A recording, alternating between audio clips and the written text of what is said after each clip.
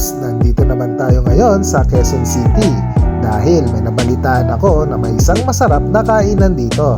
Oo nga pala, habang naglalakad ako dito, sobrang nakatakam ako sa mga kainan dito. Meron dito lugawan, nakita nyo naman, sinilip lang natin yan ha.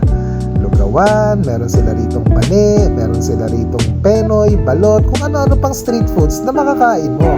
Pero ang pupuntahan natin ay walang iba kundi ang siomayan ni Paus.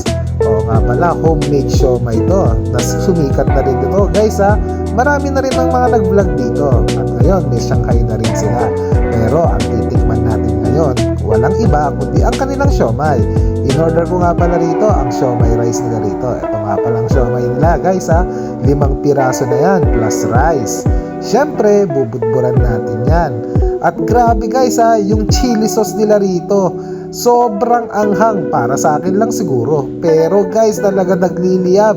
Kaya after kong kumain, talagang napagulaman ako rito guys. Ayan o, sarap. Yun lang ha, pag napunta kayo dito, kainan nyo to. Bye guys!